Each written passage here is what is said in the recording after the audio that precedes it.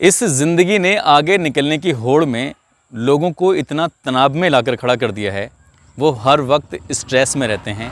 घर में हो तो सुकून नहीं, ऑफिस में हो तो सुकून नहीं, दोस्तों के बीच हो तब भी सुकून नहीं। सुकून तलाशने की कोशिश तो करते हैं मगर आसानी से मिलता नहीं है। अब ये सुकून कैसे मिले? किसी को अपने छोटे भाइयों की पढ़ाई की चिंता है, तो किसी को घर की जिम्मेदारियाँ, किसी को बहन की शादी करनी है, तो किसी को अपना घर बनाना है। इस तरह की न जाने कितनी चिंताएं हैं इंसान के अंदर, और वो चिंताएं कैसे ख़त्म हो, कई बार इसी उधेड़-बुन में उसका समय गुजर जाता है। आज की कहानी में कुछ ऐसा ही होता है। दो अलग अलग पक्ष होते हैं, दोनों ही अपना स्ट्रेस ख़त्म करना चाहते हैं, मगर स्ट्रेस ख़त्म करने के चक्कर में एक व्यक्ति की जान चली जाती है। आदाब, नमस्कार, सत श्री अकाल। मैं उस्मान सैफ़ी। आज की जो सच्ची घटना मैं आपको सुनाने जा रहा हूँ, ये सच्ची घटना है मध्य प्रदेश के इंदौर की। दरअसल इंदौर का एक इलाका है महालक्ष्मी नगर, MR3। यहाँ पर 5 दोस्त होते हैं जिनका नाम है मोहित, हेमराज, जितेंद्र, सतीश और देवांशु मिश्रा। पहले तो ये महानगर लक्ष्मी MR3 में जमकर शराब पीते हैं, एक दूसरे का दर्द बांटते हैं, और यहाँ से शराब पीने के बाद एक पंजाबी ढाबे पर जाते हैं, और पंजाबी ढाबे पर जाने के बाद ये वहाँ पर खाना खाते हैं। ये बात है 6 अक्टूबर के रात लगभग 1:30 बजे के आसपास। काफ़ी नशा हो चुका था। अब इन्होंने एक फ़ैसला लिया कि हम लोगों को अपने अपने घर चले जाना चाहिए, क्योंकि रात बहुत ज़्यादा हो चुकी है। पांचों दोस्त खाना खाने के बाद अपनी अपनी दिशाओं में चले जाते हैं। इसमें सतीश यादव और उसका दूसरा दोस्त देवांशु मिश्रा ये स्कूटी पर सवार होकर अपने कमरे पर चले जाते हैं। इनका कमरा होता है महालक्ष्मी नगर सेक्टर R के इलाके में। वहाँ जाकर ये दोनों अपने अपने कमरे में जाकर सो जाते हैं। अगले ही दिन यानी कि 7 अक्टूबर को जैसे ही सतीश यादव की आंख खुलती है तो वो अपने दोस्त को देखकर उसकी चीख निकल जाती है और वो ज़ोर ज़ोर से चिल्लाने लगता है। उसकी चीख पुकार सुनने के बाद आसपास के लोग भी उसके कमरे की तरफ दौड़ते हैं और देखते हैं आखिर हुआ है तो क्या हुआ है। देखते हैं तो देवांशु मिश्रा खून से लथपथ पड़ा हुआ है। उसका बेड पूरी तरह से खून से सना हुआ था। हुआ क्या है वो खुद भी नहीं समझ पा रहा था, क्योंकि रात वो पार्टी करके जो आया था उसको नशा इतना था कि उसे कुछ धुंधला धुंधला सा याद था कि कुछ तो हुआ था। इसके बाद उसने विजयनगर थाने में एक सूचना दी। पुलिस वहाँ मौके पर आती है। पुलिस ने शव को कब्जे में लिया और पोस्टमार्टम के लिए भेज दिया। अब पुलिस सतीश यादव से पूछताछ करती है कि आखिर इसके साथ क्या हुआ है और तुमने मतलब क्या देखा। अब वो याद करने की बार बार कोशिश कर रहा है कि कुछ तो हुआ था। जब उसने अपने दिमाग पर जोर डाला तो जोर डालने के बाद जैसे ही वो पंजाबी ढाबे से खाना खाने के बाद निकले थे तो उसे याद आता है कि पंचमुखी हनुमान मंदिर से कुछ लोग उसका पीछा कर रहे थे, जिसमें 2 लड़के होते हैं और एक लड़की होती है। अब ये लोग इसका पीछा कर रहे हैं, ये समझ नहीं पाते, और इस सत्य साईं चौराहे से बॉम्बे अस्पताल के बीच का फासला था। इसी बीच में इनकी उस स्कूटी को वो पल्सर बाइक सवार लोग रोक लेते हैं, और रोक कर ये इनसे कुछ बातचीत करते हैं, और बातचीत में एक लड़की कुछ कहती है कि मेरे साथ संबंध बनाओगे। तो लड़की की जब ये कहती है संबंध बनाओगे तो देवांशु मिश्रा इस बात पर मना कर देता है। यहाँ थोड़ी छीना झपटी होती है, और छीना झपटी होने के बाद मारपीट तक नौबत आती है। इसके बाद ये सीधे अपने अपने घर चले जाते हैं। मगर पुलिस बार बार एक ही सवाल कर रही थी कि जब इतना कुछ हुआ था तो तुमने पुलिस को फ़ोन क्यों नहीं किया? रास्ते में बॉम्बे अस्पताल पड़ता है, तुम्हारा दोस्त घायल था तो तुमने उसे अस्पताल में भर्ती क्यों नहीं कराया?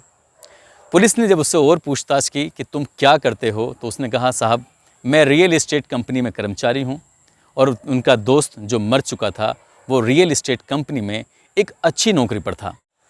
हालांकि पुलिस ने इसके घर वालों को खबर दी। इसके घर वाले रीवा में रहते हैं, और रीवा में अभी इसकी 4 महीने पहले ही शादी हुई थी देवांशु मिश्रा की। देवांशु मिश्रा बहुत अच्छे पैसे कमाने के लिए, बहुत अच्छी नौकरी के लिए रीवा छोड़कर इंदौर में आकर रहने लगा था।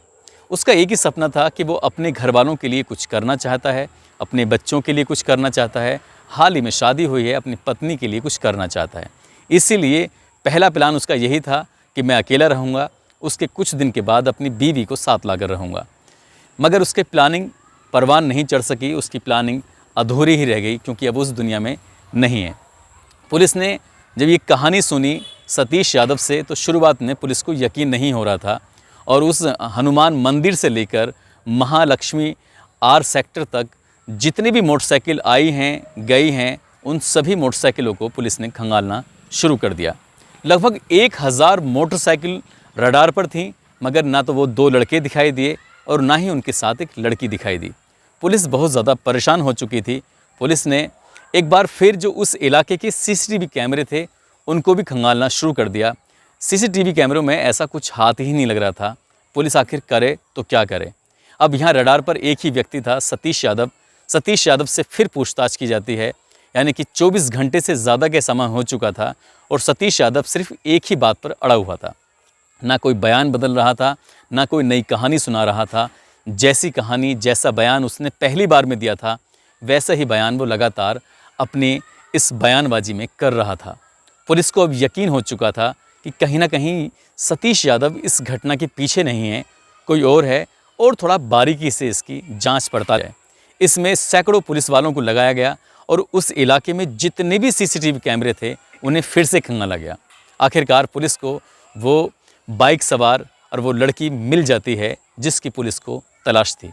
उसी हनुमान मंदिर से उसका पीछा करते हुए स्कूटी का 3 लोग एक बाइक पर जा रहे हैं और ये सत्य साईं चौराहे से बॉम्बे अस्पताल मार्ग पर उसका पीछा करते करते जहां उसका कमरा है उसके काफ़ी नज़दीक तक वो बाइक पहुंचती है और वो रोक लेते हैं। ये पूरा वाक़या सीसीटीवी कैमरे में कैद हो चुका था। यहाँ पर मारपीट भी होती है और मारपीट में ही उसको कुछ ऐसी चोट लग जाती हैं, ऐसे धारदार हथियार से हमला किया जाता है कि जिससे क्या उसकी जान चली जाती है। अब सवाल यही था कि आखिर ये पल्सर बाइक पर 3 लोग कौन थे, कौन थी वो लड़की। इसके बाद पुलिस ने सोशल मीडिया का सहारा लिया, आसपास के थानों का सहारा लिया, जितने भी उस इलाके के बदमाश थे उनका सहारा लिया।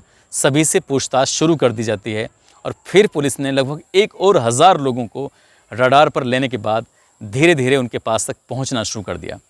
पुलिस का अब एक निशाना था, वो थे जो नशा करने वाले लोग थे, ड्रग्स लेने वाले लोग थे।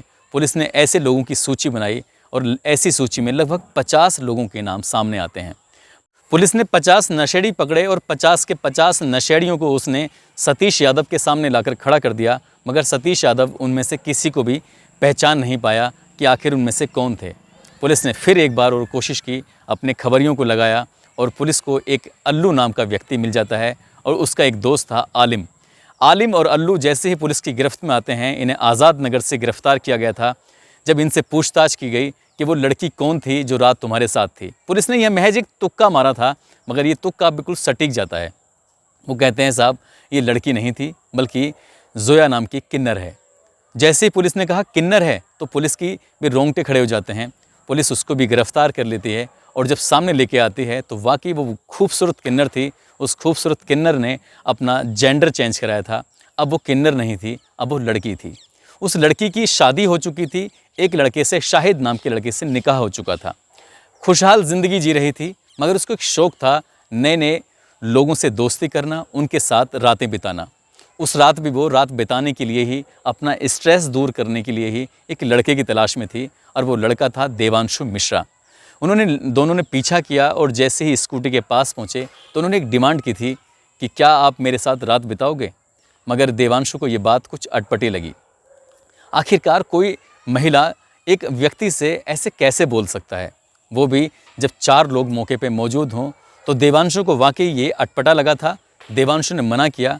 दोनों बाइकें साथ चल रही हैं, यानी कि स्कूटर एक तरफ चल रही है जिसमें सतीश यादव और उसका दोस्त बैठा हुआ है, उधर आलिम, अल्लू और ये जोया बैठी हुई थी अपनी बाइक पर। बाइक साथ साथ चल रही है और वो डिमांड कर रही है। जब उसने इस बात को डिनाई कर दिया, इनकार कर दिया, तब एक लड़के ने, आलिम ने सतीश की गिरेबान पे झपट्टा मारा और उसकी सोने की चैन तोड़ ली। इसी बीच में उसकी भी सोने की चैन तोड़ ली थी। अब ये रुक जाते हैं और सड़क के बीचों बीच इन लोगों के बीच हाथापाई शुरू हो जाती है और हाथापाई शुरू होने के साथ ही इसके इशारे पर, मतलब जोया के इशारे पर ही आलिम और अल्लू ने उस पर हमला बोल दिया। उनके हाथ में धारदार हथियार थे और धारदार हथियार से उन्होंने इतने वार किए बेहिसाब, मगर वो नशे में था इसलिए समझ नहीं पाया।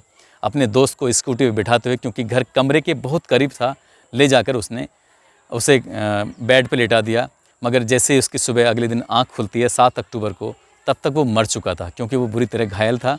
वो समझ ही नहीं पाया कि मुझे पुलिस को सूचना देनी है, वो समझ ही नहीं पाया कि उसका इलाज भी कराना है। ना वो इलाज करा पाया, ना वो पुलिस को सूचना दे पाया।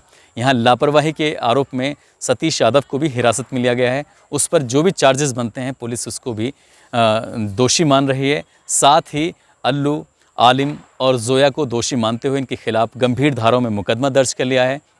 इन तीनों को जेल भेजा जा रहा है।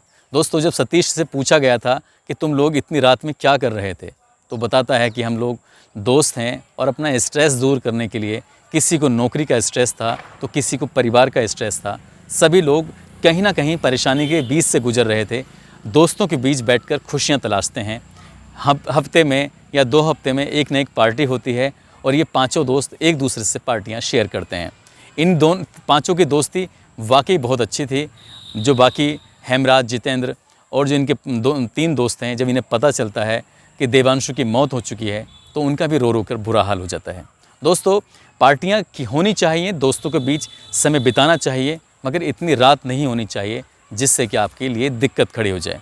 इस कहानी को सुनाने का उद्देश्य आप लोगों को सचेत करना है, आप लोगों को जागरूक करना है। आप जहां भी रहें अपना ख्याल रखें, सुरक्षित रहें। जय हिंद, जय भारत।